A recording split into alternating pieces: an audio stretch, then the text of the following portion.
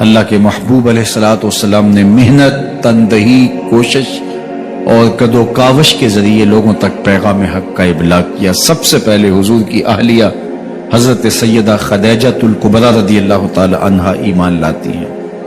حضور علیہ السلام کے قریبی دوست، گہرے دوست حضرت سیدنا ابو بکر رضی اللہ تعالی عنہ ایمان لاتے ہیں۔ حضرت علی المرتضیٰ رضی اللہ تعالیٰ عنہ اگرچہ نو عمر ہے لیکن سینے پہ ہاتھ رکھ کے کہتے ہیں جان و دل فدا کروں گا حضور آپ پہ۔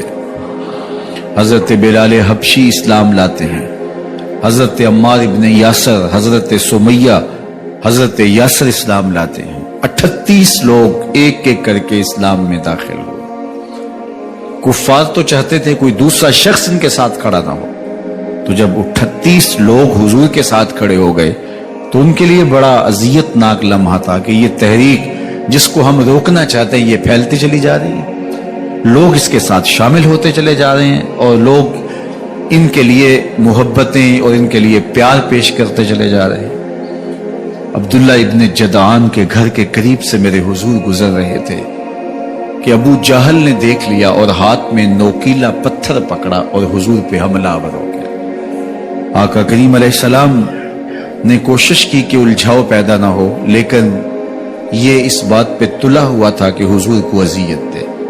اس نوکیلے پتھر سے حملہ آور ہو کے حضور کو گہرے زخم دیتا ہے، حتیٰ کہ حضور کے مبارک بدن سے خون بہنے لگ جاتا ہے۔ وہاں سے حضور سین حرم میں پہنچتے ہیں اور اللہ کے حضور سر بسجود ہو جاتے ہیں۔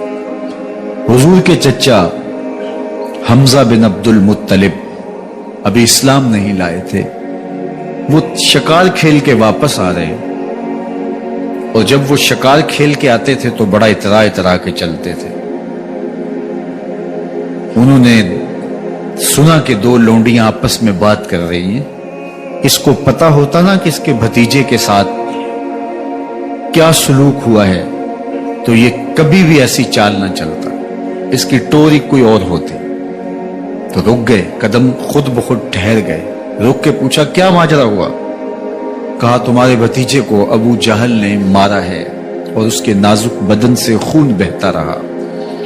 وہ خاموش تھا لیکن اس نے جان بوجھ کے زیادتی کی اس پر، بس غصے میں بپھر گئے۔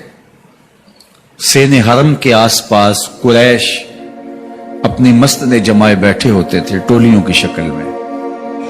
آج امیر حمزہ آئے اور ابو جہل کو تلاش کر کے اپنی کمان کو زور سے اس کے سر پہ مارا اور اس کا سر پھٹ گیا، اور ساتھ بولے تم نے ہمارے بھتیجے کو لاوارث سمجھا ہے؟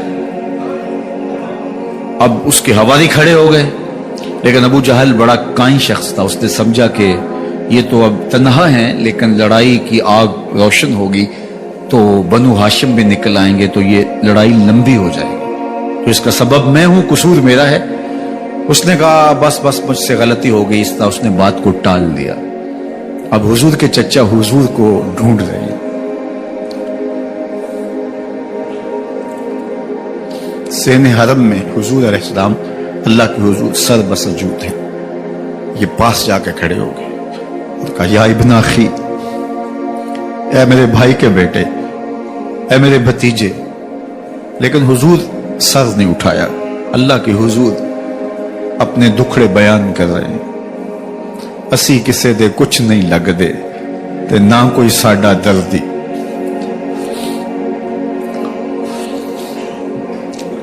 اللہ کے محبوب علیہ السلام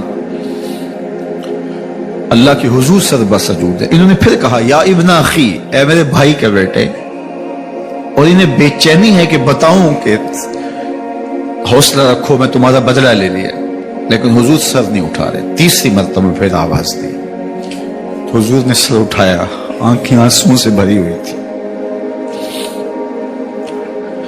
تو برجستہ کہا بھتیجے میں تمہارا بدلہ لے لیا۔ میرے حضور نے فرمایا چچا مجھے اس کی کوئی خوشی نہیں ہوئی۔ یہ حیرت زدہ ہو گئے کہ اتنا بڑا کام، اس وقت مکے کا اتنا بڑا سورما، اور میں اس سے ٹکرا کے آیا ہوں اور یہ کہہ رہے ہیں مجھے کوئی خوشی نہیں ہوئی۔ قسمت اچھی تھی، بولے भतीजे तुम कैसे खुश होते हो? कहा जिस रब को मैं मानता हूं उसको तुम भी मान लो। तो अमीर हमजा की किस्मत अच्छी थी तो आगे बढ़े और इस्लाम कबूल कर लिया।